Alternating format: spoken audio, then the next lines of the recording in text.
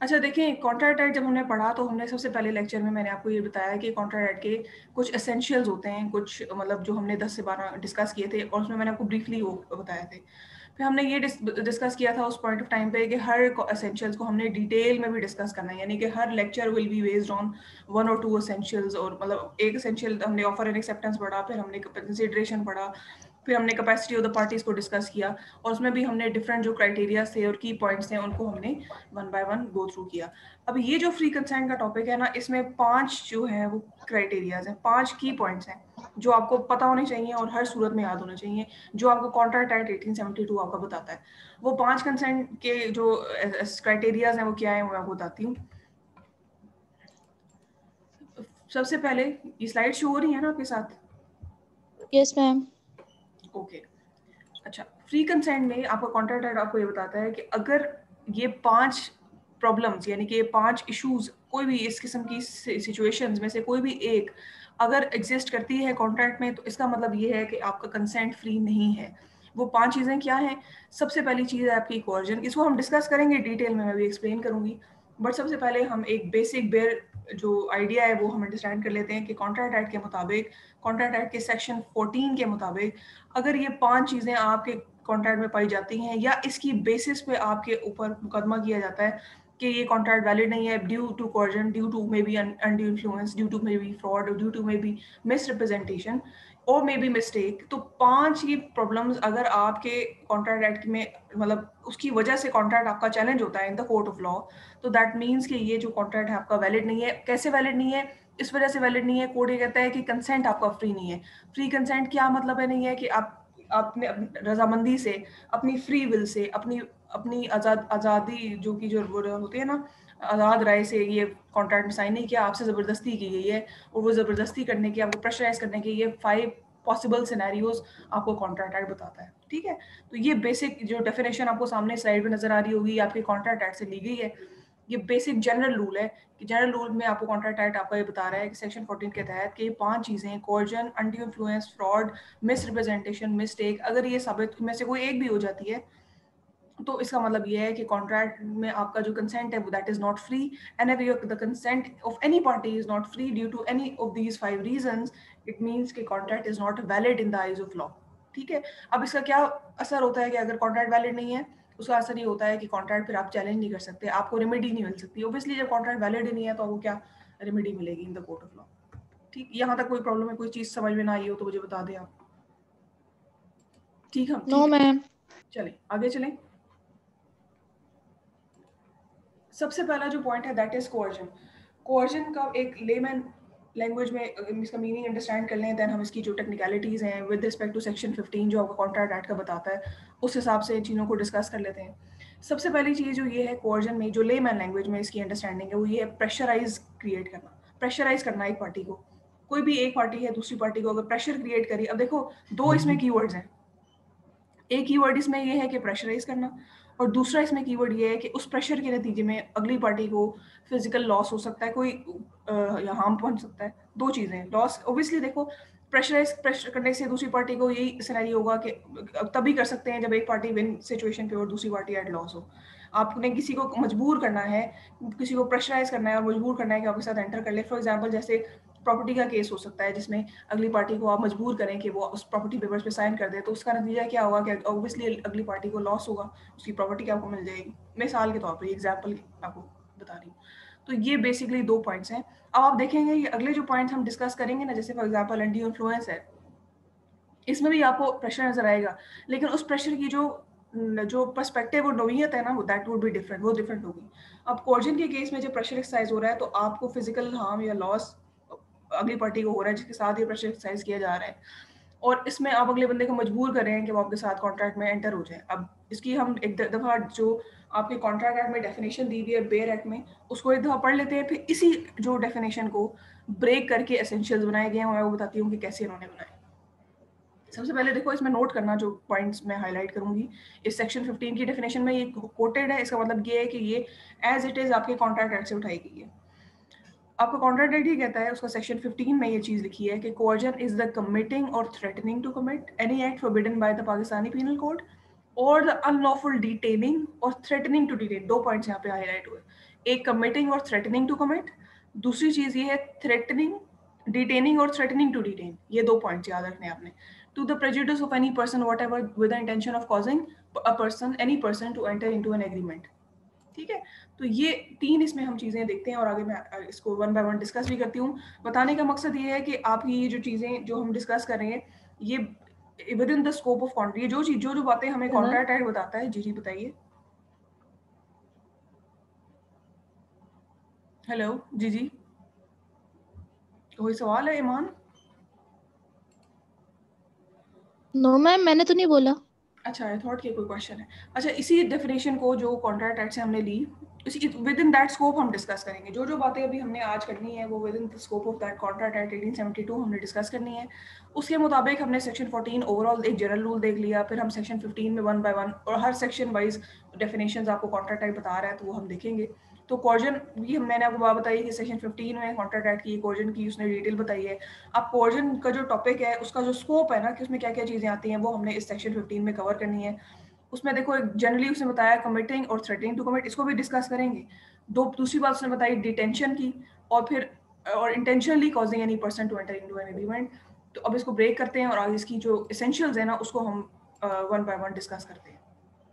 सबसे पहले देखें कमिट और थ्रेट टू कमिट का मतलब ये होता है कि अगर कोई बंदा किसी दूसरे बंदे को थ्रेट करता है टू कमिट, या वो थ्रेट के बगैर कुछ कर देता है मतलब पर्सनली। फॉर एग्जांपल इसकी मैं एग्जांपल देती हूँ कि 2 पार्टीज हैं ए और बी, लेट्स सपोज, जैसे जैसे एग्जांपल में भी दिया हुआ है आपको यहाँ पर सलीम एंड सलमान, 2 पार्टीज हैं।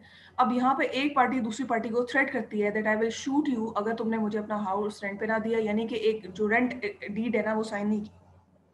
तो यहाँ पे जो दूसरा पार्ट है इस पॉइंट का कि थ्रेटन कर रहा है टू कमिट, ठीक है, अगर वो कमिट करता है ऐसी कोई हरकत या कुछ ऐसा काम करता है जिससे अगला बंदा प्रेशराइज होके कुछ उसके नतीजे में कोई एग्रीमेंट साइन कर लेता है, कोई कॉन्ट्रैक्ट पे साइन कर लेता है, और उसके नतीजे में जब वो साइन कर लेता है तो उसको कोई ना कोई ऐसा लॉस बेयर करना पड़ता है। हो सकता है वो प्रॉपर्टी ट्रांसफर कर दे, तो प्रॉपर्टी ट्रांसफर करने से ऑब्वियसली वो ज़बरदस्ती की जा रही है तो, और उसकी रजामंदी शामिल नहीं है उसमें, तो दैट मीन्स कि ही इज़ एट लॉस। तो 2 सिनेरियोज हैं, या तो वो ऐसा एक बंदा पार्टी ए कुछ ऐसा कमिट कर देती है जिसकी वजह से अगला बंदा जो है मजबूर हो जाता है कि वो कुछ कर दे। फॉर एग्जांपल इसकी एक एग्जांपल ये भी देखी जा सकती है, जैसे निकाह का जो एग्रीमेंट होता है वो इस बेसिकली है कॉन्ट्रैक्ट। उस कॉन्ट्रैक्ट में अगर किसी लड़की को या किसी लड़के को प्रेशराइज करके उससे साइन करा लिए जाएं, तो उस वक्त आप उसे थ्रेट नहीं कर रहे, वो आपने उससे करा लिए हैं साइन। तो ये भी एक सिनेरियो है कि अगर कोई बंदा किसी कुछ ऐसा कर दे जिसकी वजह से दूसरा मजबूर हो जाए कि वो उस कॉन्ट्रैक्ट में एंटर हो जाए, या अगले बंदे को थ्रेट करे कि तुमने अगर ये कॉन्ट्रैक्ट ना किया तो मैं तुम्हारे साथ ऐसे कर दूंगा, यानी उसको थ्रेट करना कि वो कंपेल हो जाए और वो कॉन्ट्रैक्ट में एंटर हो जाए। इसका मतलब है कि उस पर कोर्जन एक्सरसाइज हुए। ऑब्वियसली उस वक्त तो हो सकता है वो प्रेशर में आके कर देगा साइन कॉन्ट्रैक्ट को, लेकिन लेटर ऑन।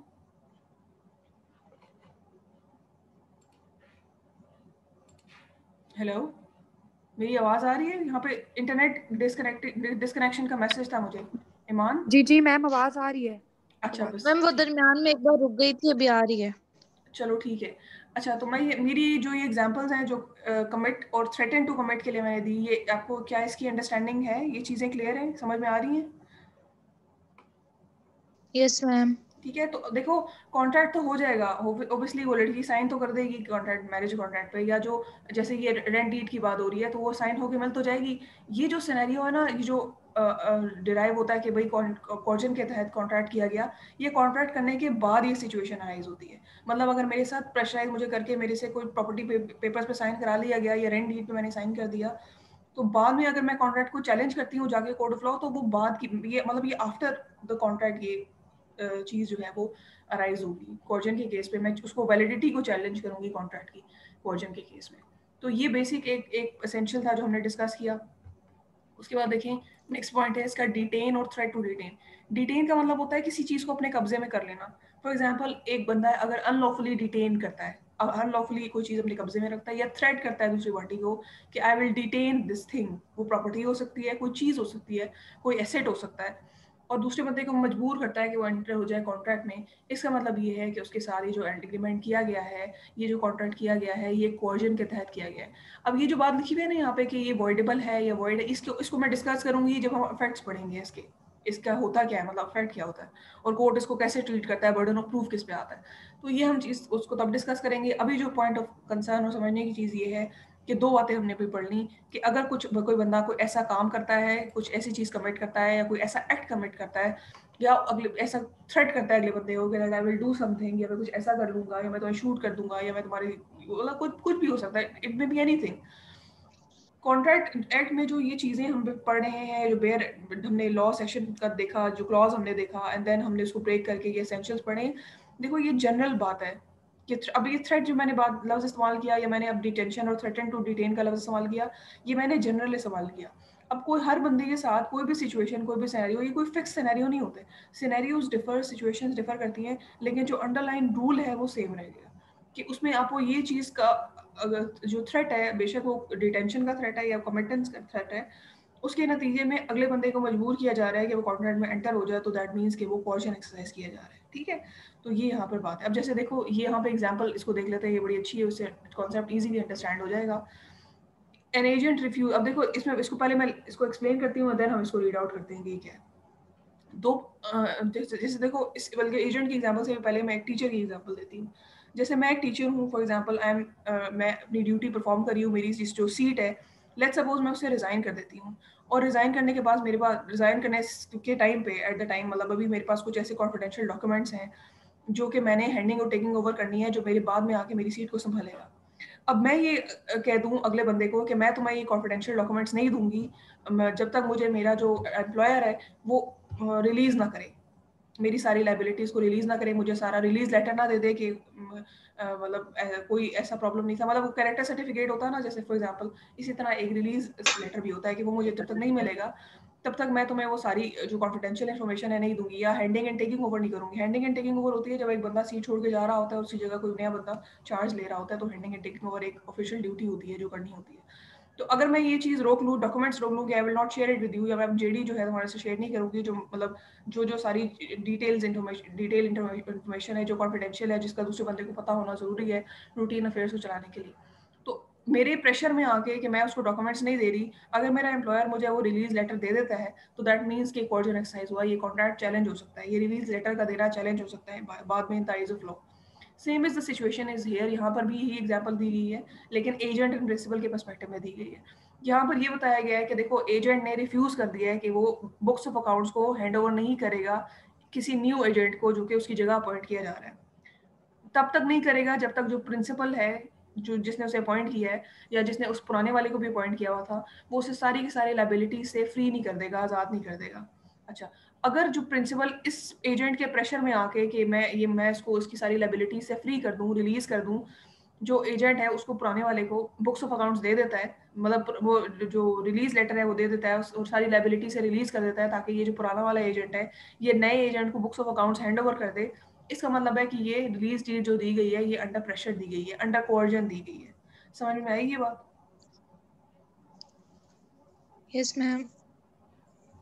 चलिए, यहाँ तक कोई ऐसी चीज़ जो समझ ना आई हो, कोई परेशानी हो, तो आप मुझे बता सकते हैं। जहाँ पर कोई चीज़ समझ में ना आ रही हो, कोई एग्जाम्पल क्लियर ना हो रही हो, तो उसी वक्त मुझे रोक के आपने बताना है, बिकॉज फिर हम उसको उधर ही पॉइंट को क्लियर करेंगे, and then will move forward, because understanding बहुत ज़रूरी है इस पॉइंट में, ये जो लॉ के सब्जेक्ट में। ठीक है, अब नेक्स्ट देखते हैं। देखो ये जो दो बातें थी ये तो आपको क्लियरली नजर आ गई, जो अपने जो बेयर एक्ट में मैंने मतलब सेक्शन मैंने क्लॉज पढ़ा था, सेक्शन 15 का कोर्जन का, उसमें क्लियरली लिखा था कमिट और थ्रेट टू कमिट, डिटेन और थ्रेट टू डिटेन। अब ये जो पॉइंट है ना, ये थ्रेट टू थर्ड पार्टी, ये भी इसमें साथ में एसोसिएटेड है। बेशक उसमें लिखा नहीं है लेकिन ये थर्ड पार्टी में एसोसिएटेड है, क्योंकि जब आप कॉन्ट्रैक्ट कर रहे होते हैं तो ये मोस्ट प्रोबेबल केसेस होते हैं इस किस्म की। ये जो थ्रेट है थर्ड पार्टी का, ये दो सिनेरियोज में डिस्कस किया गया है यहाँ पर। अब वो क्या है वो हम देखते हैं कि थ्रेट आप ज़रूरी नहीं है कि मैंने डायरेक्टली, अगर मैं ईमान के साथ कोई कॉन्ट्रैक्ट करी हूँ या कोई ट्रांजैक्शन डिज़ाइन करी हो, तो मैं डायरेक्टली उसी को थ्रेट करूँगी। मैं उसकी वाया थर्ड पार्टी भी थ्रेट कर सकती हूँ उसको। अब वो थर्ड पार्टी के वाया मैं कैसे थ्रेट करूँगी, इसके दो दो जो है वो सिनेरियोज है। देखते हैं वो क्या सिनेरियोज हैं, उसकी एग्जाम्पल से हमें क्लियर हो जाएगा। Just a second. अच्छा, इसको पढ़ते हैं, फिर इसकी एग्जांपल से मैं आपको समझाती हूँ कि डायरेक्ट और इनडायरेक्ट कोर्जन कैसे एक्सरसाइज होता है in terms of third party. An act of coercion may be used against a third party, ये तो भी मैंने बात की, टू द कॉन्ट्रैक्ट, क्योंकि यहाँ पॉसिबल हो सकता है, क्योंकि नॉर्मली पार्टीज इन्वॉल्व होती हैं. It can be used against his friends और रिलेटिव्स. ये भी एक पॉसिबल सिनेरियो है. Similarly coercion may be used directly by the party to the contract और indirectly through any person related to him. अब देखते हैं, देखो ये दो पार्टीज हैं, सी और बी यहाँ पे बात की गई है. अब वो यहाँ पे उसके सन को किडनैप करने का थ्रेट दे रहा है बी को, यानी कि मेरा और ईमान का कॉन्ट्रैक्ट है. ईमान इज थ्रेटनिंग मी कि वो मेरे किसी फ्रेंड को या किसी रिलेटिव को या मेरे सन को या मेरी जो डॉटर है उसको नुकसान पहुंचा देगी अगर मैंने उसके साथ ये रेंट एग्रीमेंट कोई अगर हम ध्यान में रखें, तो वो मुझे अगर इस बात पे थ्रेट करे कि मेरे साथ ये रेंट डीड साइन कर ले या अदरवाइज मैं उसको नुकसान पहुंचा दूंगी, तो ये भी एक एग्जांपल है इनडायरेक्ट कोर्जन की, कि आप मुझे डायरेक्टली नुकसान नहीं पहुंचा रहे, मुझे डायरेक्टली कोई जो है उसके लॉस नहीं हो रहा, लेकिन मुझे इनडायरेक्टली हर्ट किया जा रहा है. तो ये एक एग्जांपल है इनडायरेक्ट कोर्जन की. फिर देखो, अब यहाँ पर जो नेक्स्ट एग्जांपल है उसमें दो पार्टीज हैं. अब यहाँ पर जो दो पार्टीज के बीच में जो ये इंटरेक्शन चल रही है, इसमें फायदा किसका हो रहा है? सी का हो रहा है. मतलब मैं ये चाह रही, ये जो ये रेंट एग्जांपल हमने पहले स्टडी की थी, ये उससे रिलेटेड एग्जांपल है कि हाउस लेंड करने का मैं कह रही हूँ सी को, लेकिन थ्रेड में कर रही हूँ बी को. मतलब मैं थ्रेड कर रही हूँ ईमान को कि अगर तुमने ये घर जो है वो रेंट आउट ना किया आयशा को, तो आई जो है मैं तुम्हें मतलब कोई नुकसान पहुंचाने का लेट्स सपोज कह सकती हूँ, शूट करने का फॉर एग्जांपल कह सकती हूँ. तो ये जब आप किसी बंदे को डायरेक्ट थ्रेट करते हैं कि और काम किसी और बंदे का है, और दूसरे सिनेरियो में हमने जो इनडायरेक्ट क्वेश्चन को स्टडी किया, उसमें मैं अगली पार्टी के किसी रिलेटिव को, किसी फ्रेंड को या किसी सन एंड डॉटर को या क्लोज रिलेशन को नुकसान पहुंचाने की बात कर रही हूँ. तो ये दो पर्सपेक्टिव है, सिनेरियो है, इनको देखना है कि किस तरह से आप. लेकिन देखो दोनों सिनेरियोज में थर्ड पार्टीज इन्वॉल्व हैं, कि पहले केस में बच्चे को नुकसान पहुंचाने का कहा, अब यहाँ पे जो है वो नुकसान तो आपको ही पहुंच रहा है, लेकिन अल्टीमेटली फायदा किसको हो रहा है? थर्ड पर्सन को हो रहा है. तो यहाँ पे दोनों सिनेरियोज में थर्ड पर्सन इज इन्वॉल्व. तो इसलिए इसको पॉइंट को यहाँ पे हाईलाइट किया गया है कि थर्ड पार्टी के थ्रू भी थ्रेट किया जा सकता है. उसके भी डिफरेंट पॉसिबल सिनेरियोज हो सकते हैं, दो सिनेरियोज हो सकते हैं, डायरेक्ट हो सकता है, इनडायरेक्ट हो सकता है, जिसको हमने स्टडी किया है यहाँ पे. ठीक है.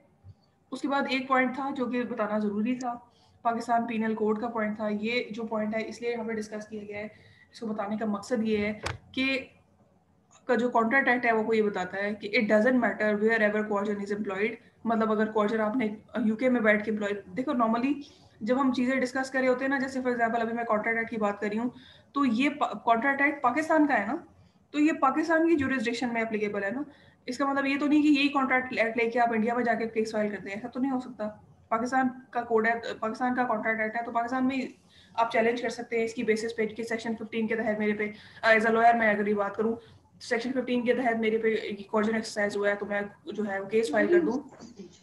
तो यहाँ इस पॉइंट को यहाँ लिखने का पर्पज ये है कि आपको कॉन्ट्रैक्ट आईडी फैसिलिटी देता है कि कॉर्जन का जहाँ पर मर्जी मुल्क के जिस हिस्से में एक्सरसाइज हुआ, मुल्क क्या मुल्क से बाहर भी कहीं पर भी एक्सरसाइज हुआ हो, अगर केस आपका फाइल होगा पाकिस्तान की अदालत में, तो उस पर पाकिस्तान का लॉ अप्लाई होगा, उस पर पाकिस्तान की लॉ की प्रोविजंस अप्लाई होंगी. देखो कॉन्ट्रैक्ट एक्ट ने तो हमें ये बता दिया ना कि ये कॉन्ट्रैक्ट जो है अगर कॉर्जन के तहत हुआ है तो इनवैलिड है, लेकिन जो उसकी रेमेडी है, लेट्स सपोज देखो रेमेडीज ये हो सकती हैं ज़्यादा से ज़्यादा, या तो आपको चार्जेस या कंपनसेट करना पड़ेगा अगली पार्टी को इन टर्म्स ऑफ मनी, या ये ज़्यादा से ज़्यादा हो सकता है आपको फाइन हो जाए, या फिर आपको सेंटेंस बेयर करनी पड़े. सेंटेंस से मुराद ये आपको जेल काटनी पड़े. दो सिनेरियोज पॉसिबल हो सकते हैं ना, किसी भी सजा आपको अदालत क्या देती है, दो सिनेरियोज में देती है, या तो आपको फाइन पे करना पड़ता है, कंपनसेशन करना पड़ता है अगली पार्टी को, या फिर आपको जेल काटनी पड़ती है. तो ये जो दो ऑफेंसेस, ये जो सारे चार्जेस है ना, कि इस ऑफेंस के नतीजे में क्या आपको चार्ज बेयर करना पड़ेगा, ये पाकिस्तान पेनल कोड सीआरपीसी में डिसाइड होता है कि उसके तहत ये आपको सजा मिलती है.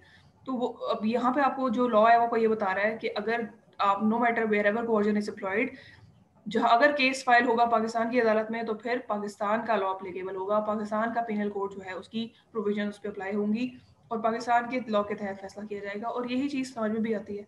लेकिन यहाँ पे जो पॉइंट बताना मकसूद था वो ये था कि कोर्जन कहीं पर भी मुल्क के किसी भी हिस्से में भी, मुल्क से बाहर भी अप्लाई किया जा सकता है, लेकिन शर्त यह है कि केस फाइल पाकिस्तान की अदालत में हो. अगर कोर्जन एक्सरसाइज हुआ है, बेशक पार्टीज पाकिस्तानी है, लेकिन केस फाइल हुआ बाहर की अदालत में, तो ऑब्वियसली बाहर का लॉ अप्लाई होगा ना, यहाँ का तो नहीं होगा. तो ये इस चीज़ में बताने की कोशिश की गई है। इसी एग्जाम्पल भी ये चीज़ एक्सप्लेन करती है कि देखो जैसे 2 पार्टीज़ हैं, वो उन्होंने एक एग्रीमेंट किया on a ship near Jeddah. Afterward जो पार्टी है उनमें से एक, जैसे बी और सी थी 2 पार्टीज़, उन्होंने एक एग्रीमेंट किया एक शिप में नियर जद्दा। बाद में बी ने जो है वो सू कर दिया सी को, उस पे केस फाइल कर दिया कि भई मेरे साथ ब्रीच ऑफ कॉन्ट्रैक्ट हुआ है, और कहाँ पे फाइल किया? कराची हाई कोर्ट में। तो the decision was made on the ground of coercion against C, although Pakistani law was doesn't enforce in Jeddah. यानी कि वो ये कहना ये चाह रहा है कि ऑब्वियसली शिप में था और नहीं, लेकिन नियर जद्दा थे, पाकिस्तान में तो नहीं थे। कोercion एक्सरसाइज हुआ, एग्रीमेंट साइन वहाँ पर हुआ, लेकिन चूंकि उसने कराची हाई कोर्ट में आके केस फाइल किया था ब्रीच ऑफ कॉन्ट्रैक्ट का, और ग्राउंड बना के कोercion को, तो उसका जो डिसीजन हुआ पाकिस्तानी लॉ के मुताबिक हुआ, हालांकि पाकिस्तानी लॉ जद्दा में एप्लीकेबल नहीं है। बताने का मकसद सिर्फ ये है कि अगर कोई भी केस सिनेरियो पाकिस्तान की अदालत में फाइल होता है, तो उसका जो फैसला होगा वो पाकिस्तानी लॉ के मुताबिक होगा। इसमें ये जो कॉन्ट्रैक्ट एक्ट हम पढ़ रहे हैं, इसमें मैं बार बार आपको एक चीज़ कम्युनिकेट करती हूँ, हमने कंसिडरेशन के पॉइंट में भी डिस्कस किए थे 1-2 पॉइंट्स, कि डिफरेंट लॉज जब जब एज अ लॉयर मैं केस अपना प्रेजेंट करती हूँ, तो मैं ये नहीं देखती कि मैंने सिर्फ कॉन्ट्रैक्ट एक्ट की हदूद में रहना है। फिर इंटरनेशनल लॉ भी को भी कभी इस्तेमाल किया जा सकता है, फिर लिमिटेशन लॉ से भी 1908 से भी हेल्प ली जा सकती है। फिर एज अ लॉयर मुझे अपना केस मजबूत बनाने के लिए जहाँ जहाँ से आर्ग्यूमेंट्स रेलेवेंट मिलते हैं, मैं उसको यूज़ करती हूँ और अपने केस को का आर्ग्यूमेंट स्ट्रॉन्ग बनाती हूँ, and then in the court of law में उसको प्रेजेंट करती हूँ, ताकि फैसला मेरे फेवर में हो। तो ये जब हम चीज़ों को मिक्सअप, जैसे फॉर एग्जाम्पल देखो, हमने एक चीज़ डिस्कस की थी जिसमें मैंने आपको शायद कंसिडरेशन के पॉइंट में ये बताया होगा कि जब अगर दोनों पार्टीज एग्री हैं, तो अगर आप लेसर कंसिडरेशन भी एक्सेप्ट करना चाहें, जैसे फॉर एग्जांपल एक गाड़ी अगर मार्केट में 10 लाख की है और मैं तुमसे कहूँ कि मुझे 50,000 में बेच दो, I am fine with it, मेरा कंसेंट भी फ्री है, सारे कॉन्ट्रैक्ट के सेंशन भी पूरे हैं, मुझे कोई मसला भी नहीं है, दोनों पार्टीज एग्री हैं, तो कॉन्ट्रैक्ट एक्ट के मुताबिक तो ये कॉन्ट्रैक्ट वैलिड है अगर हम ऐसा कर लें। मतलब आपको कॉन्ट्रैक्ट एक्ट तो यही बताता है, उसकी प्रोविजन में क्लियरली लिखा है।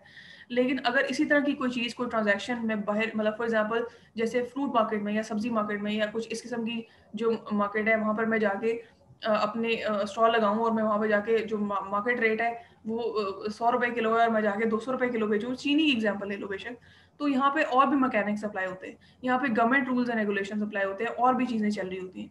तो simultaneously at the current point of time as a lawyer अगर मैं देखूँ, तो जो चीज़ मेरे केस को स्ट्रॉन्ग बनाती है, मैंने उसको पिक करना होता है। इसी तरह जो मेरा ओपोनेंट होगा, वो जो लॉज हैं उनको इस्तेमाल करेगा, वो सेक्शंस को यूज़ करने की कोशिश करेगा और मुझे रिबटल देने की कोशिश करेगा, जिससे उसका केस स्ट्रॉन्ग हो। तभी तो दोनों जिरा करते हैं और दोनों का में से जिसका केस स्ट्रॉन्ग होता है वो जीत जाता है, उसकी फेवर में फैसला दे दिया जाता है। बिकॉज कोर्ट ने तो वो रेफरेंसेस देखने हैं ना जो मैं प्रेजेंट करी हूँ, तो जिसके आर्ग्यूमेंट्स, जिसके रेफरेंसेस ज़्यादा स्ट्रॉन्ग होंगे, वो उसका केस ज़्यादा स्ट्रॉन्ग होगा। तो ये सारी की सारी सिचुएशन है। इसलिए अभी हमारा जो फोकस है दैट इज कॉन्ट्रैक्ट है, तो हमने उसके स्कोप में चीज़ें पढ़नी है, तो इन चीज़ों से कंफ्यूज नहीं होना। जितनी चीज़ें आपको कॉन्ट्रैक्ट एक्ट ने बता दी हैं, आपने उनको जहन में रखते हुए एक टॉपिक को डील करना है। अब यहाँ तक जो हमने बातें पढ़ी, जिसमें मैंने आपको बताया कमिट और थ्रेट टू कमिट, डिटेन और थ्रेट टू डिटेन, फिर मैंने आपको से बात की पाकिस्तानी पीनल कोड की, मैंने आपको कहानी सुनाई, उसके बाद देन फाइनली हमने पाकिस्तानी पीनल कोड के बाद थ्रेट टू थर्ड पार्टी की भी बात की बीच में। ये जो मैक्सिमम पॉसिबल केसेस हैं ये कवर करता है आपका कॉन्ट्रैक्ट एक्ट, जो और उसको बताता है कि अगर इस किस्म की सिनेरियो में कोई आपने कॉन्ट्रैक्ट साइन किया है और अगर बाद में आप वैलिडिटी ऑफ द कॉन्ट्रैक्ट को चैलेंज करते हैं, इसका मतलब ये है कि आपके साथ जो अगर कोर्ट सेटिस्फाई होती है कि जो आपने जो सबूत और पेश किए हैं उससे अगर कोर्ट सेटिस्फाई होती है, तो इसका मतलब ये है कि कॉन्ट्रैक्ट आपका वॉइड हो जाएगा, वो खत्म हो जाएगा। अब देखना ये है कि इसका अफेक्ट क्या होता है। अगर ये साबित हो जाता है कि लेट्स सपोज देखो, सबसे पहली चीज़ हम बर्डन ऑफ प्रूफ देखते हैं। बर्डन ऑफ प्रूफ देखिए का मतलब होता है प्रूफ करने की जिम्मेदारी किस पे है। द बर्डन ऑफ प्रूफ कि मेरा कंसेंट जो था वो फ्री नहीं था, ये कौन साबित करेगा? ऑब्वियसली वही साबित करेगा जो कॉन्ट्रैक्ट को चैलेंज कर रहा है। अब मेरे साथ कोercion एक्सरसाइज हुआ है, तो मैं अग्रीड पार्टी हूँ। अग्रीड पार्टी का मतलब होता है ऐसी पार्टी जिसके साथ जुल्म और ज्यादती हुई है। फॉर एग्जाम्पल अगर मेरे साथ कोercion एक्सरसाइज हुआ है, मुझे ये थ्रेट किया गया है कि I will shoot you if you will not rent out this house to that person, particular person, या मुझे रेंट आउट नहीं करोगे, तो मैं एग्री पार्टी हूँ ना, मैं कॉन्ट्रैक्ट को चैलेंज कर रही हूँ कोर्ट ऑफ लॉ में, मैंने केस फाइल किया है, मैंने इशू फ्रेम किए हैं। इसका मतलब ये है कि कोर्ट मुझे कहती है कि I have to prove it, मैंने ये प्रूव करना है कि मेरे साथ जबरदस्ती की गई है, कोercion एक्सरसाइज किया गया है।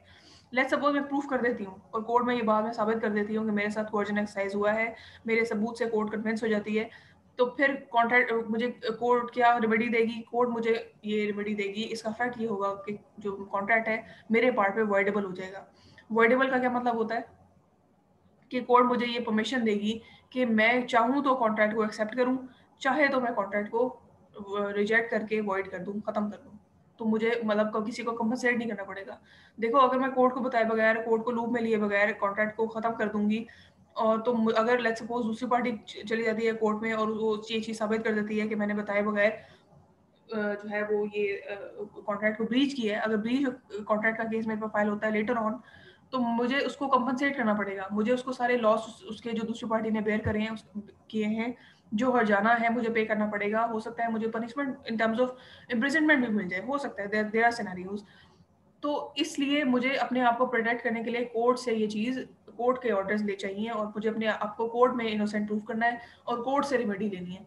तो ये सारी की सारी सिनेरियो होते हैं। देखो कोई भी कॉन्ट्रैक्ट है अगर अंडर क्वेश्चन साइन होता है under the table, for example जैसे मैंने वो निकाह मैरिज की एग्जांपल दी, कॉन्ट्रैक्ट है ना वो भी बेसिकली दो पार्टीज हैं, उन एक लड़के साथ, उनमें दोनों में से किसी एक पार्टी के साथ क्वेश्चन एक्सरसाइज हुआ, उस डॉक्यूमेंट पे साइन करा लिए गए, निकाह हो गया, सारी चीज़ें ओके हैं, तो इसको कोई चैलेंज नहीं करा तो इट्स ओके, मतलब चल रही है चीज़ें, वो मैरिज कॉन्ट्रैक्ट स्टार्ट हो गया, एवरीथिंग इज गोइंग फाइन।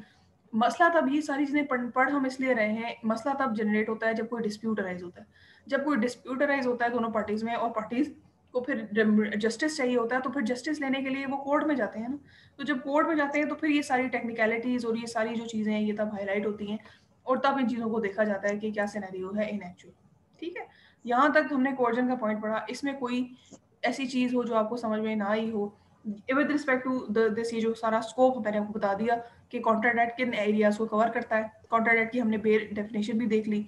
ये इसमें अगर कोई चीज़ समझ में आई हो या कोई प्रॉब्लम हो तो मुझे बताओ, ताकि फिर हम उसको डिस्कस करें, क्लियर करें किसी और एग्जाम्पल से, and then we'll move forward to the next point जो कि अनड्यू इन्फ्लुएंस है। याद रखिएगा हमने आज में अपनी ये सिलेबस भी देखना है कि हम मिड टर्म के लिए क्या क्या टॉपिक्स हैं जो उसमें कवर करने हैं हमने, और एक दो टॉपिक्स हैं मुझे लगता है कि जो कवर शायद ना हो पाए, अगर हमारी होपफुली मिड से पहले ये आखिरी क्लास है, तो हम कुछ एक दो लेक्चर्स मिड के बाद भी ये कुछ इंपॉर्टेंट टॉपिक्स के लिए मैं कॉन्ट्रैक्ट एक्ट के पढ़ाऊंगी, और then will move to the company law. कोशिश होगी कि हम थोड़ा एक्स्ट्रा क्लासेस भी अरेंज कर लें ताकि हम निगोशिएबल इंस्ट्रूमेंट को पढ़ लें, क्योंकि वो भी मुझे लगता है कि एक ओरिएंटेशन उसकी होनी चाहिए। तो अब आप मुझे बताइए इसमें कोर्जन में कोई प्रॉब्लम है तो कि हम फिर एंटी इन्फ्लुएंस को डिस्कस करना शुरू करें। You have 2 minutes.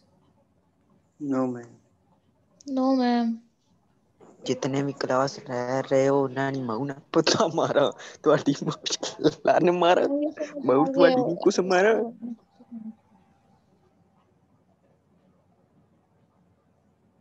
ਤੇ ਮऊ तेरी बेबे ਦਾ पुता। ये कौन है ईमान? मैं हमारी क्लास मुझे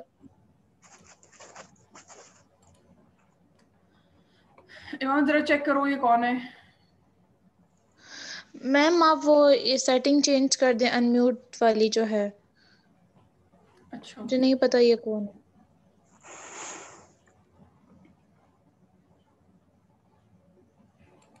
ओके।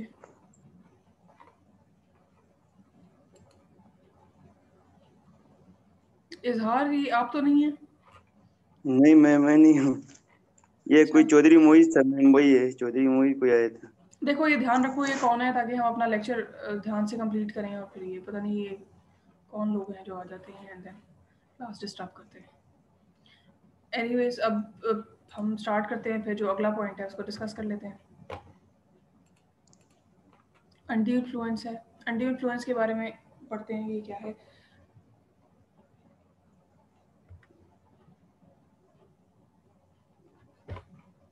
ये सेकंड पॉइंट है, फ्री कंसेंट का जो टॉपिक है उसमें ये सेकंड क्राइटेरिया है कि अगर अनड्यू इन्फ्लुएंस मौजूद है कॉन्ट्रैक्ट में, ये साबित हो जाता है बाद में, इसकी बेसिस पे कॉन्ट्रैक्ट चैलेंज होता है और ये चीज़ प्रूव हो जाती है कि अनड्यू इन्फ्लुएंस एक्सरसाइज हुआ था, तो इसका मतलब ये होता है कि contract is not valid. Contract क्यों वैलिड नहीं है? क्योंकि कॉन्ट्रैक्ट का में जो रजामंदी थी दोनों पार्टीज की वो फ्री नहीं थी, कॉन्सेंट वॉज नॉट फ्री। ठीक है, अच्छा अब ये हमने देखना ये है कि किस सिनेरियो में एक्सरसाइज होता है, और कॉन्ट्रैक्ट एक्ट का जो सेक्शन 16 है सब सेक्शन 1 वो कैसे डिफाइन करता है, क्या बताता है इसके बारे में। सबसे पहले हम इसको एज अ लेमैन डेफिनेशन इसकी देख लेते हैं कि क्या होती है। देखो इसमें दो बातें याद रखनी है कि इसमें भी जैसे पिछले क्वेश्चन के पॉइंट में पढ़ा था उसमें भी और इसमें भी प्रेशराइज किया जा रहा होता है, एक पार्टी दूसरी पार्टी को प्रेशराइज करी होती है। लेकिन इसमें दो सिनेरियोज हैं, दो सिनेरियोज इसमें ये हैं कि एक तो मेंटल और मॉरल प्रेशर एक्सरसाइज किया जा रहा होता है, ज़रूरी नहीं है कि इसमें अगले बंदे को फिजिकल हार्म भी पहुंचे, या जैसे मैंने उसमें एग्जांपल दी थी कि आई विल शूट यू या I will kidnap your son, या इस किस्म की जो थ्रेट्स हैं, इसमें इस किस्म की चीज़ें नहीं है, लेकिन इसमें मेंटल प्रेशर है। और इसमें एक पार्टी जो दूसरी पार्टी को प्रेशराइज करी है, तो ये सपोज किया जाता है, ये एज्यूम किया जाता है अगर अनड्यू इन्फ्लुएंस का केस हो, कि एक पार्टी जो है वो स्ट्रॉन्ग पोजीशन पे है, डोमिनेटिंग पोजीशन पे है, और दूसरी पार्टी जो है वो वीकर पोजीशन पे है। कैसे? फॉर एग्जांपल, जैसे देखो, पुलिस और कोई सिविलियन या जो कोई इंडिविजुअल आम बंदा जिसको उसने पकड़ लिया हो पुलिस वाले ने, तो उसमें से हमें पता है कि विजिबल है कि जो डोमिनेटिंग पार्टी है वो पुलिस वाला है। टीचर स्टूडेंट में जो डोमिनेटिंग पार्टी है वो कौन है? टीचर है। इसी तरह जैसे अभी एग्जांपल हम आगे देखेंगे, तो उसमें एक स्पिरिचुअल एडवाइजर है, पीर है, तो उस और मुरीद है, तो उसमें दो पार्टीज हैं। उनमें जो डोमिनेटिंग पर्सनालिटी है वो आपको विजिबल नजर आती है चीज़ के, वो पीर है। तो ये सारी सिनेरियो है, इसमें दो बातें याद रखनी है, एक तो मॉरल और मेंटल प्रेशर है, दूसरा ये कि एक पार्टी डोमिनेटिंग पोजीशन पे है और दूसरी पार्टी वीक पोजीशन पे है। ठीक है, ये बातें सबसे पहले। अब इसकी हम डेफिनेशन देख लेते हैं, ये बेयर एक्ट से उठाई गई है, एज इट इज ये डेफिनेशन है, इसको देखते हैं। फिर इसी डेफिनेशन को एसेंशियल्स में ब्रेक करके हम वन बाय वन अंडरस्टैंड करेंगे कि ये क्या हमें बता रहा है ये सेक्शन आपका, कॉन्ट्रैक्ट एक्ट में एंटी इन्फ्लुएंस के बारे में क्या बात हुई है। कॉन्ट्रैक्ट एक्ट आपका कहता है कि a contract is said to be induced by undue influence when the relations subsisting between the parties are such that one of the parties is in a position to dominate the will of the other and uses that position to obtain an unfair advantage over the other। ठीक है, देखो वही दो बातें कि दोनों parties में से एक पार्टी जो है वो डोमिनेंट पोजीशन पे है और वो अपनी उस पोजीशन का इस्तेमाल करके अगली पार्टी को मजबूर कर रही है कि उसको कोई ऐसा अनफेयर एडवांटेज उससे हासिल करे। ठीक है, तो ये बेसिक सी बात है। इसमें दो बातें, अब इसको ब्रेक करते हैं। देखो, सबसे पहले जो इसका एसेंशियल है वो है पोजीशन टू डोमिनेट, यानी कि वही बात कि एक पार्टी और दोनों पार्टी के बीच में ऐसा रिलेशन होना चाहिए कि एक पार्टी जो है वो डोमिनेंट है, दूसरी पार्टी जो है वो वीक है। अब जैसे मैंने टीचर स्टूडेंट की एग्जांपल दी, जैसे फादर डॉटर की एग्जांपल दी, जैसे डॉक्टर पेशेंट की एग्जांपल दी, जैसे पुलिस वाला और वो इंडिविजुअल की एग्जांपल दी, ये सारे रिलेशन इस तरह के हैं जिसमें एक पार्टी, अगर इनके बीच में कॉन्ट्रैक्ट कोई होता है या कोई इस तरह की ट्रांजैक्शन डिजाइन होती है, तो इसमें ये देयर आर चांसेस कि अनड्यू इन्फ्लुएंस एक्सरसाइज हो सकता हो, क्योंकि एक पार्टी जो है वो स्ट्रॉन्ग डोमिनेंट पोजीशन पे है और जो दूसरी पार्टी है वो वीक पोजीशन पे है। जैसे अब एग्जांपल देख लेते हैं, a spiritual adviser induced his follower, जो है दो पार्टीज हैं, उनमें एक जो है स्पिरिचुअल एडवाइजर है, बी जो है उसका फॉलोअर है। ए वो जो स्पिरिचुअल एडवाइजर है वो उसे इंड्यूस करता है, उसे प्रेशराइज करता है, मॉरली हो सकता है कि उसे गिफ्ट करे उसकी अपनी प्रॉपर्टी। अगर वो उसे प्रॉपर्टी अपनी गिफ्ट करेगा तो उसे अगले जहां में बहुत सारे फायदे होंगे, मतलब ये इस बेसिस पे वो उसे प्रेशराइज करता है। अब अगर वो इस प्रेशर में आके, क्योंकि वो उसकी पोजीशन ऑब्वियसली डोमिनेंट भी है और वो उसका फायदा अनफेयर एडवांटेज भी है उसका, ये सारे सिनेरियोज में अगर लेट्स सपोज बी जो है वो उसके प्रेशर में आके उसको अपनी प्रॉपर्टी गिफ्ट कर देता है और बाद में उस वक्त तो ये कॉन्ट्रैक्ट हो जाता है और साइन हो जाते हैं, डॉक्यूमेंट्स भी, सब चीज़ें हो जाती हैं। बाद में अगर इस किस्म का कोई केस कोर्ट में जाता है और ये चीज़ साबित हो जाती है कि ये गिफ्ट दिया गया और ये सारा सिनेरियो, तो ये अनड्यू इन्फ्लुएंस का केस बनता है। इस पे अगर कोई केस फाइल होगा इस सिनेरियो पे, तो वो जो होगा अनड्यू इन्फ्लुएंस के आर्ग्यूमेंट पे होगा कि A was in a position to dominate, A ने जो है मॉरल मेंटल प्रेशर क्रिएट किया बी पे और उसने उसकी पोजीशन की वजह से उसको उसके साथ ये ट्रांजैक्शन एग्री कर ली। तो ये चीज़, ये पॉइंट क्लियर हुआ है कि कोर्जन में और अनड्यू इन्फ्लुएंस में बेसिक फ़र्क क्या है। इस चीज़ की समझ में आई है यस आपको? मैम। ओके, चलिए। अच्छा, अब हम चलते हैं नेक्स्ट एसेंशियल पे, उसको देख लेते हैं कि क्या है। अच्छा देखो, cases where a person is in position to dominate, अब वो सिनेरियोज यहाँ पर डिस्कस किए गए हैं कि कौन कौन से ऐसे केसेस हो सकते हैं जहाँ पे एक पार्टी जो है वो डोमिनेट करेगी दूसरी पार्टी को। देखो ये विजिबल सी बात है, मतलब क्लियर है बिल्कुल कि ऑब्वियसली जैसे जो मैंने रिलेशनशिप आपके सामने बताया कि पुलिस और इंडिविजुअल है, स्पिरिचुअल एडवाइजर उसका फॉलोअर है, टीचर है, स्टूडेंट है, फादर है, डॉटर है, ये चीज़ें इस किस्म के रिलेशन में जो कि क्लोज रिलेशन हो सकते हैं और जैसे जहाँ पे रिस्पेक्ट का और इस किस्म का रिलेशन एक डेवलप हो जाए, क्योंकि तभी बंदा प्रेशराइज होता है ना, तो तब जहाँ तभी एक पार्टी दूसरी पार्टी को डोमिनेट कर सकती है, तभी एक पार्टी दूसरी पार्टी को इन्फ्लुएंस कर सकती है। तो ये इसमें बताया गया है कि जो अथॉरिटी है वो रियल भी हो सकती है और पेरेंट भी हो सकती है। रियल का मतलब ये, जैसे फादर डॉटर की बात कर लें आप, अब पेरेंट ये हो सकती है जैसे पुलिस ऑफिसर, और आप उसकी बात कर लें किसी भी बंदे की बात, क्योंकि जब भी इस किस्म की कोई ट्रांजैक्शन हो रही होती है तो आपको वाज़ेह पता लग रहा होता है। जैसे मैंने नाम लिया, अगर टीचर स्टूडेंट, तो विजिबल है ये कि teacher is in the dominant position और स्टूडेंट जो है वो वीकर पोजीशन पे। तो अब ये देखो, जैसे अब यहाँ पे एग्जांपल उन्होंने दिया है कि एक अक्यूज था जो एक पुलिस ऑफिसर की कस्टडी में था, उसके बीच में और पुलिस ऑफिसर के बीच में एक ट्रांजैक्शन डिजाइन हो रही है कि जो पुलिस ऑफिसर है वो 50 लाख की जो प्रॉपर्टी है उसको 5 लाख में खरीदेगा, और किससे खरीदेगा? अक्यूज से खरीदेगा। तो ये इस सिचुएशन से ही समझ में आती है कि ये अंडर इन्फ्लुएंस ये ट्रांजैक्शन हो रही है। ऑब्वियसली वो अक्यूज्ड है, उसकी कस्टडी में है, तो देयर आर चांसेस कि यहाँ पे अंडर इन्फ्लुएंस एक्सरसाइज हो, तो इस किस्म की अगर कोई ट्रांजैक्शन होगी और बाद में, लेकिन इस देखो ये सारी सिचुएशन तो हमें समझ में आ रही है, जब तक जो अक्यूज्ड है वो जाके केस फाइल नहीं करेगा तो कहाँ से ये चीज़ साबित होगी और कॉन्ट्रैक्ट इनवैलिड होगा। तो ये बताने का पर्पज़ ये है कि ये चीज़ें, ये रेमेडीज़ ये लॉ में मौजूद हैं। ये सारी सिचुएशंस, ये जो अंडर इन्फ्लुएंस की, ये हमारे यहाँ डेली बेसिस पे हो रही होती हैं, लेकिन चूंकि कल्चरल शिफ्ट ऐसा है कि कोई भी जाके कोर्ट में हर सिचुएशन के लिए या हर इस तरह की ट्रांजैक्शन के लिए जाके कोर्ट में केस फाइल नहीं होता। तो ये सारा का सारा सिनेरियो है, लेकिन हमें कोर्ट इस चीज़ की रेमेडी प्रोवाइड करता है कि अगर इस किस्म का सिनेरियो है तो ये अंडर इन्फ्लुएंस का केस है। अगर आप इसको पॉइंट को प्ली बना के as a plaintiff case file करते हैं, इशूज़ को फ्रेम करते हैं, कोर्ट में जाते हैं, तो इसका मतलब ये है कि अगर ये चीज़ प्रूव हो भी जाती है तो आपको कोर्ट उसकी रेमेडी देता है। फिर देखो एक सिनेरियो उन्होंने बताया कि जहाँ पे एक पार्टी और दूसरी पार्टी के बीच में डोमिनेंट पोजीशन हो और इस किस्म का रिलेशन हो। जी बताइए मैम, ये रैली तो बड़ा की बार रिपीट करो। सॉरी क्या कहते हैं? ये real and apparent authority. Real and apparent authority का मतलब ये होता है कि जो दो पार्टीज है ना, उनमें से एक पार्टी के पास अथॉरिटी है on the other to dominate, वो आपको जो अथॉरिटी है ना, ये रियल हो सकती है फॉर एग्जांपल, और अपेरेंट भी हो सकती है। रियल और अपेरेंट का मतलब ये होता है कि आपको विजिबली ये चीज नजर आ रही होती है कि ये जो दो पार्टीज हैं इनके बीच में जो रिलेशन है वो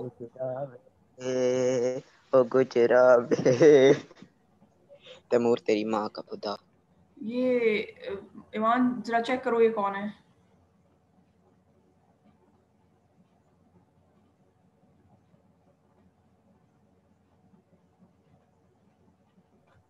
चला गया मैं।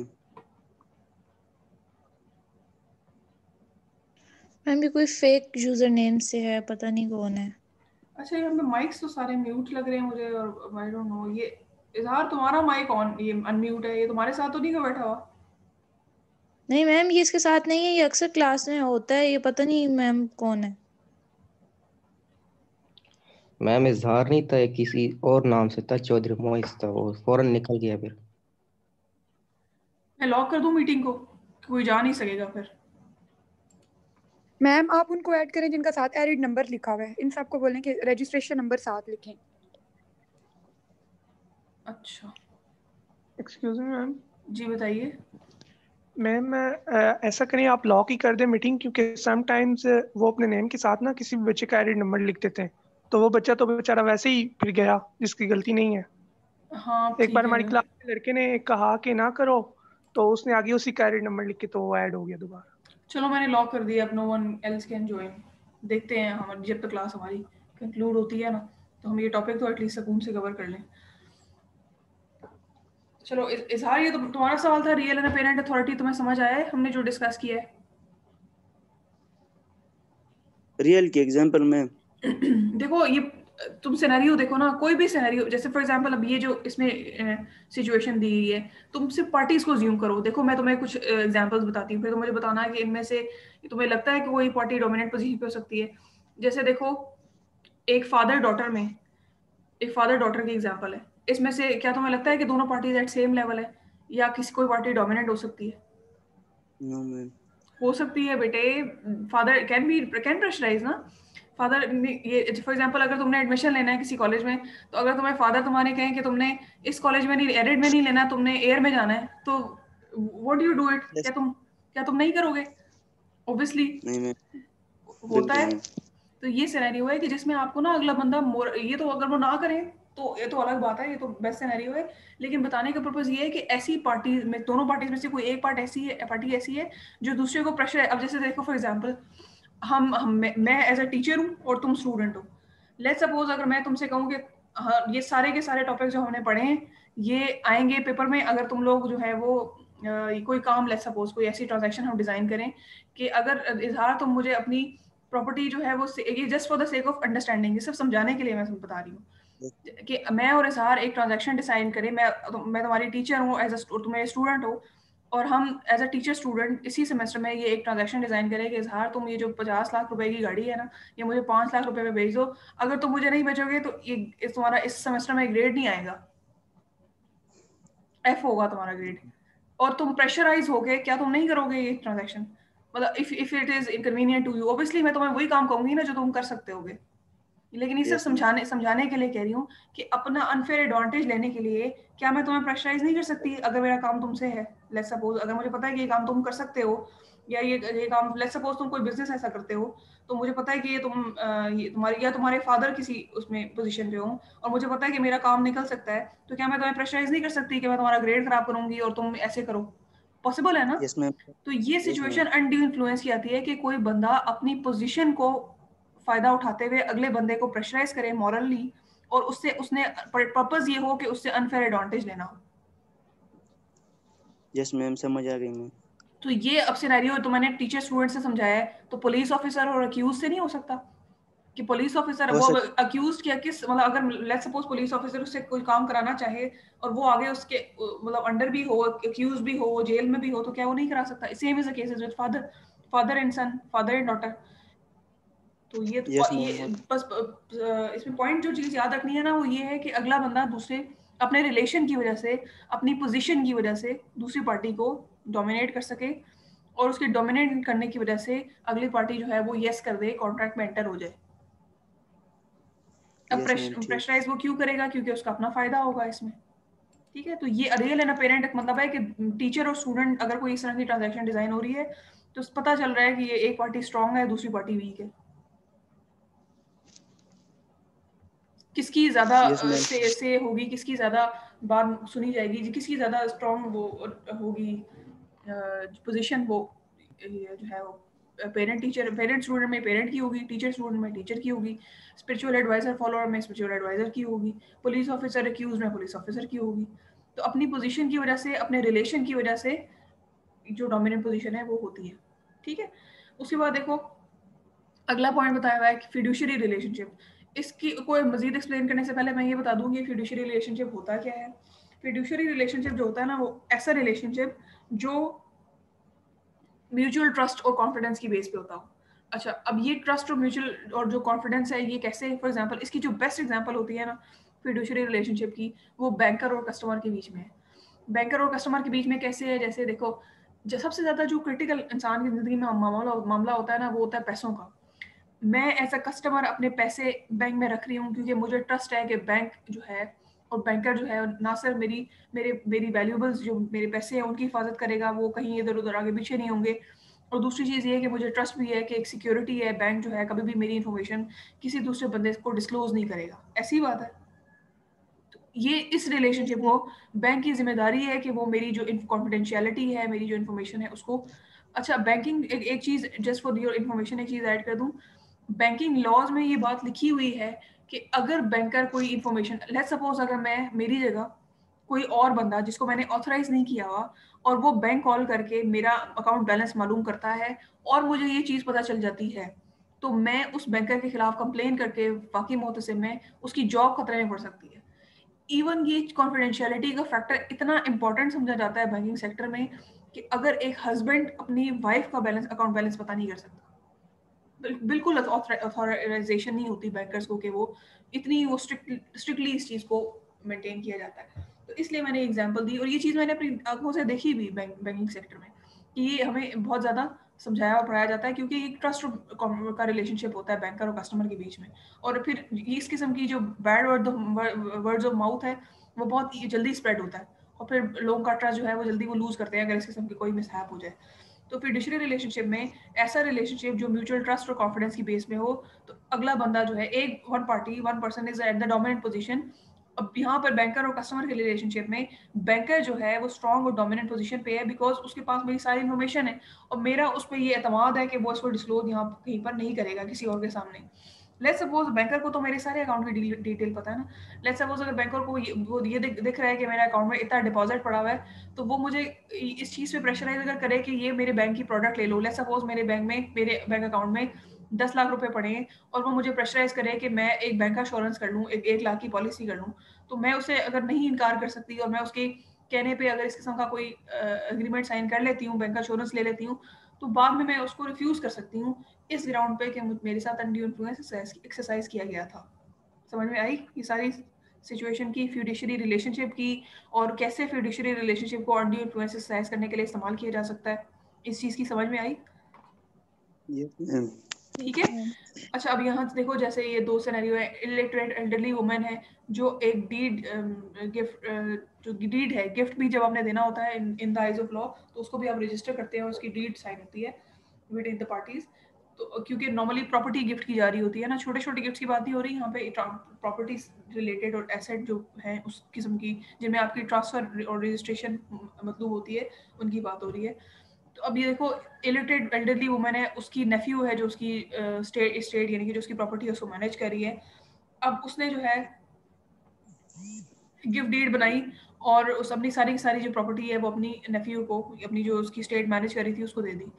The deed was cancelled on the ground of undue influence, क्योंकि ऑब्वियसली इसलिए क्योंकि यहाँ पर जो एल्डरली वुमन थी, she was illiterate and she was relying solely on her nephew. फिर अपनी अगर प्रॉपर्टी उसने उसको दी तो ये डीड भी चैलेंज हो सकती है लेटर ऑन। जरूरी, अब देखो वो खुद तो नहीं जाके चैलेंज करेगी कॉन्ट्रैक्ट को, हो सकता है उसके जो एल्डरली वुमन के जो सर्कल में, जो उसकी फैमिली में कोई इस कॉन्ट्रैक्ट को चैलेंज कर दे, तो ये सिनेरियो भी पॉसिबल है। फिर एक सिनेरियो मेंटल कैपेसिटी, अगर दो पार्टीज में कोई एक पार्टी ऐसी है जिसकी मेंटल कैपेसिटी कम है, it may be due to old age, it may be due to physical illness, temporarily भी हो सकती है, परमानेंटली भी हो सकती है। ऐसे पर्सन का जिसको अगर आप परसुएड करें कि वो कोई कॉन्ट्रैक्ट में आपके साथ एंटर हो जाए जिसमें आपका अनफेयर एडवांटेज हो, उसके लिए वो चीज़ अनफेवरेबल हो, आपके प्रेशर में क्रिएट करने की वजह से, आपके उसे इमोशनल ब्लैकमेल करने की वजह से, उसको परसुएड करने की वजह से उसने अगर कंसेंट दे दिया, तो ये भी एक सिनेरियो हो सकता है जिसमें आप ये चीज़ को प्लीव ली जा सके कि अनड्यू इन्फ्लुएंस के तहत ही कॉन्ट्रैक्ट किया गया था। सो हमने पढ़ा real and apparent authority, fiduciary relationship, mental capacity, ये वो सर्कमस्टांसेस हैं जहां एक पार्टी दूसरी पार्टी पे हावी हो सकती है। पर्पस क्या है, वो ये है अनफेयर एडवांटेज। जो भी सिनेरियो हो, फिड्यूशियरी रिलेशनशिप हो, मेंटल कैपेसिटी का केस हो, आपका रियल अपेरेंट अथॉरिटी का केस हो, जो भी सिनेरियो जिस भी तरीके से, एक तो क्राइटेरिया आपने पूरा किया कि दोनों पार्टीज में से एक डोमिनेंट है दूसरी वीक है, और तो पर्पस ये होता है उस कॉन्ट्रैक्ट का to get any unfair advantage. ठीक है, जो डोमिनेटिंग पोजीशन है वो क्यों डोमिनेट करी है, क्यों अगली पार्टी को प्रेशराइज करी है, उसकी वजह ये है कि अनफेयर एडवांटेज जो है वो हासिल करना चाहती है। तो ये सारे के सारे सिनेरियोज में आप यही देखेंगे कि प्रेशराइज क्यों किया जा रहा है, वो उसका पर्पस ये है कि अनफेयर एडवांटेज हासिल करना है। अब ये देखो, यहाँ पे सी और बी है, दो पार्टीज आप ले लें, इसमें फादर और सन की बात हो सकती है कि फादर ने लेंड ही मनी टू हिज सन, ठीक है, और उससे उसने चेक ले लिया, जैसे फॉर एग्जांपल 1000 रुपए उसे लेंड किए और 10,000 रुपए का चेक ले लिया पहले ही। तो इसका मतलब ये है कि वो ये miss use of parental influence है, अनफेयर एडवांटेज के, उससे ज्यादा पैसे उसने ले लिए ना, 900 रुपए ज्यादा ले लिए उससे। तो ये एक सिनेरियो आपके सामने क्रिएट किया गया है। ये तो पेरेंट और सन में हो सकता है। स्पिरिचुअल एडवाइजर और जो हमने एग्जांपल पढ़ी थी फॉलोअर की, उसमें देखो उसने उससे प्रॉपर्टी उसने ले ली और उसे प्रॉमिस किया कि तुम्हें अगले जहान में जो है वो आसानियां होंगी। तो ये अनफेयर एडवांटेज है उसके लिए। आपको तो फायदा मिल गया, आपको तो प्रॉपर्टी मिल गई, आपने अपनी पोजीशन को डोमिनेट करके अगले बंदे को परसुएड किया और उससे ये फायदा हासिल कर लिया।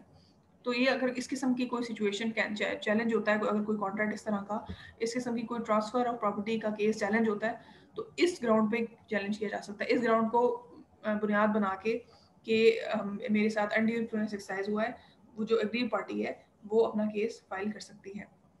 ठीक है, तो जैसे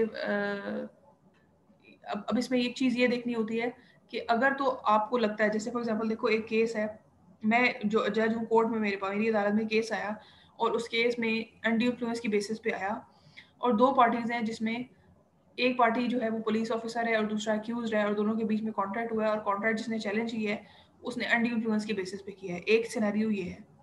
दूसरा सिनेरियो ये है, दो स्टूडेंट्स हैं, उन्होंने आपस में ट्रांजैक्शन की और जो केस एक स्टूडेंट ने फाइल किया उस कॉन्ट्रैक्ट को चैलेंज किया, इस बेसिस पे चैलेंज किया कि ये तो मेरे साथ अनड्यू इन्फ्लुएंस ने किया।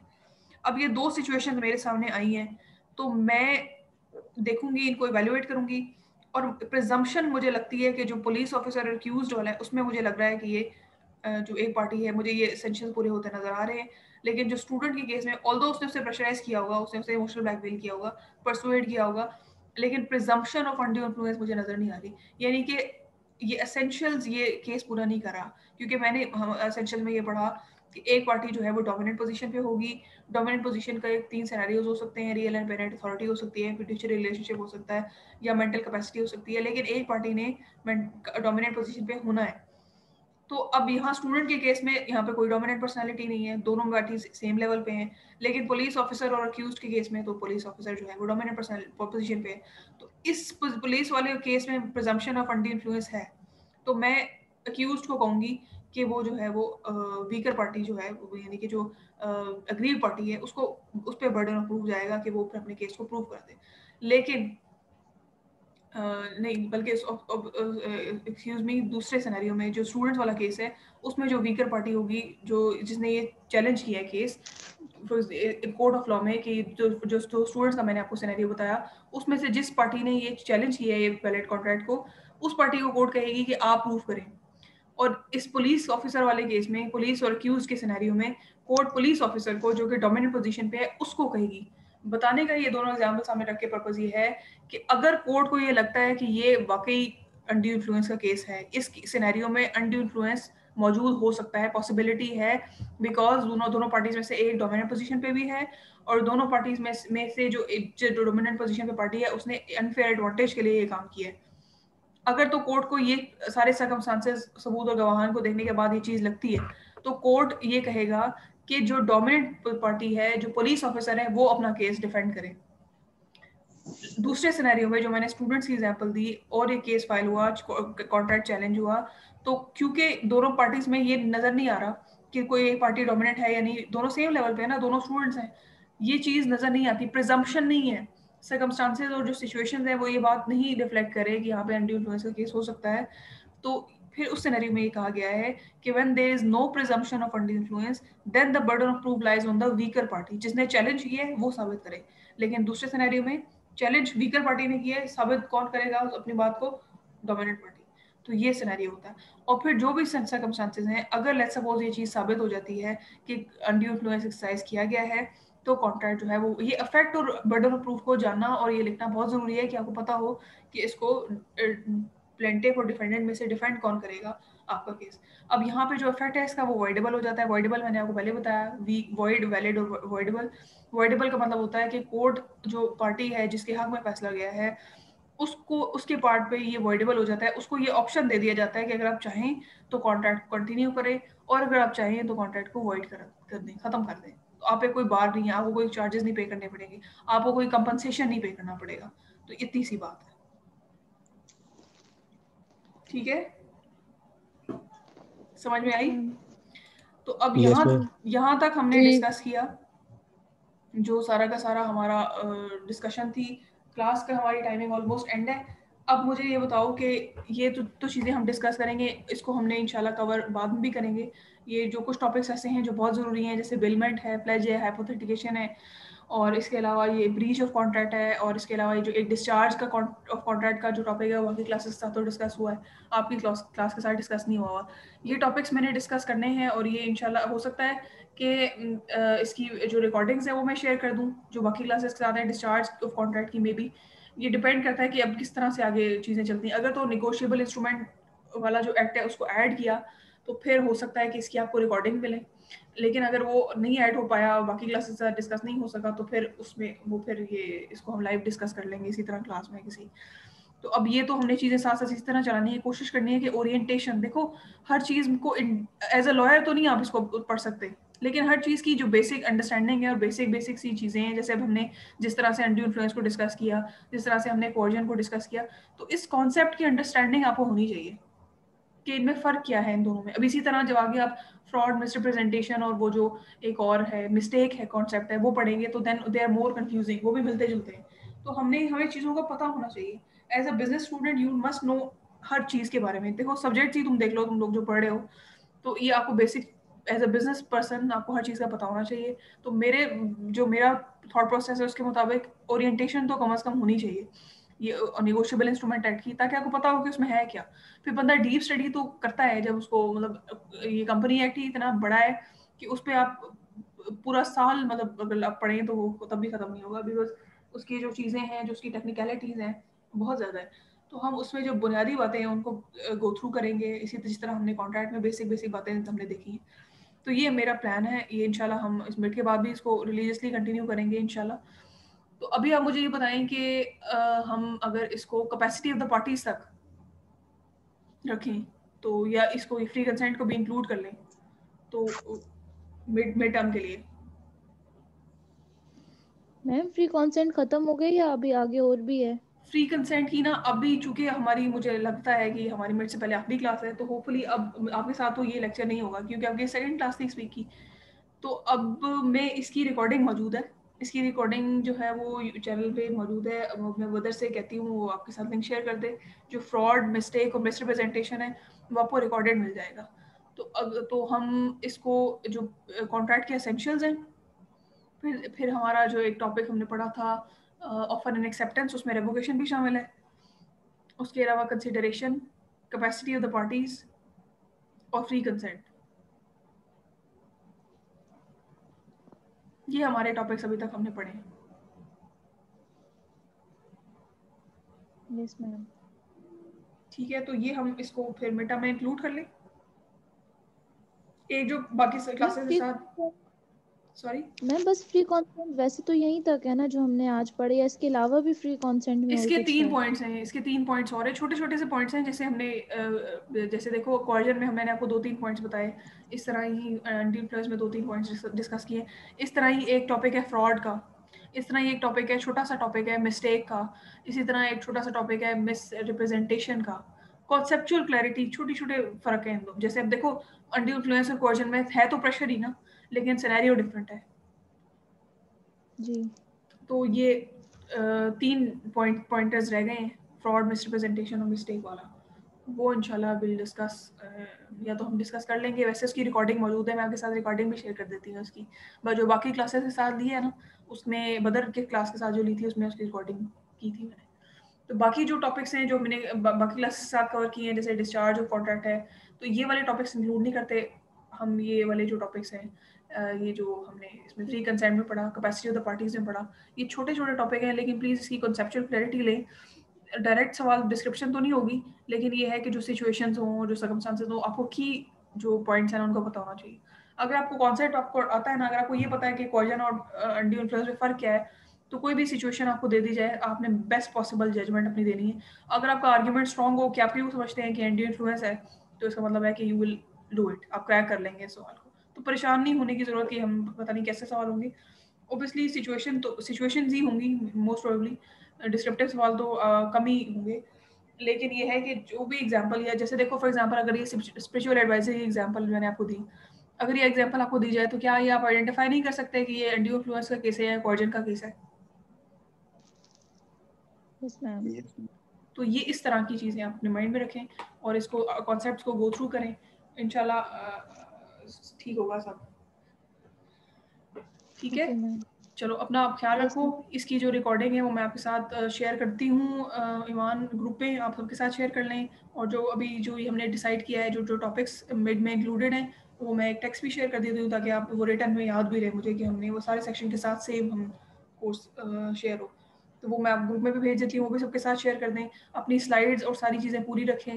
गूगल क्लासरूम में सेक्शन बी के साथ तो हर जो है वो चीज़ मैंने अपलोड कर दी थी, जो जो अभी तक हमने डिस्कस किया, स्लाइड्स एंड एवरीथिंग। जो बाकी सेक्शन है उनमें मैंने अपलोड नहीं किया, वो मैं कर देती हूँ। अगर आप चाहते हैं तो फॉर द सेक ऑफ मतलब अभी जैसे मिड टर्म है, इमरजेंसी सिचुएशन है, तो मैं कर तो देती हूँ आज, मैं होपफुली आज कल मैं अपलोड कर दूँगी। तो अगर आपके पास कोई चीज़ कम हो या कोई चीज़ मिसिंग हो, तो वो जो क्लासरूम कोड है सेक्शन बी का, उसको यूज़ करके आप डॉक्यूमेंट्स ले लें। असाइनमेंट के लिए मैं अलग से बना लूँगी आपके जो असाइनमेंट जो मैंने देनी है, वो मैं सेक्शन वाइज फिर, ताकि वो सेक्शन वाइज मुझे पता रहेगा कि कौन असाइनमेंट कब दे रहा है। तो वो मैं कर भी, ये जो अपलोडिंग है ये भी मैं कर दूंगी। एलएमएस पे तो अपलोडेड है। ये जो गूगल क्लासरूम है ना, इसमें मैंने अलग अलग क्लासरूम बनाए थे सेक्शन वाइज, क्योंकि असाइनमेंट चेक करने में फिर आसानी रहती है। तो वो मैंने उसमें अपलोड नहीं किया हुआ, तो मैं बाय द टाइम अभी होपफुली आजकल मैं कर ही दूंगी। लेकिन ये है कि अपना सारा कोर्स मटेरियल पूरा रखना। मैम कोई आपने ऐसी असाइनमेंट दी हुई है कोई? नहीं, मैम अभी नहीं, असाइनमेंट अभी भी आप देंगी? नहीं, अभी नहीं, मिड के बाद इंशाल्लाह आई टेक इट। ठीक है मैम, केसेस वो थे गूगल क्लासरूम पे हाँ, वो इसीलिए मैंने सेक्शंस बनाए हैं ताकि वो पता चले कि किस सेक्शन के स्टूडेंट्स हैं। मिक्सअप हो जाता है फिर पता नहीं चलता, तो वो इसी के लिए ना कि हर सेक्शन वाइज पे मैं मार्किंग कर लूँगी, तो वो उसमें उसी के लिए क्लासरूम बनाया हुआ है, वहाँ पे ठीक रहता है, तो वहाँ पर फिर आप मुझे वो अपलोड कर दीजिएगा। तो ये दैट्स इट फॉर टुडे।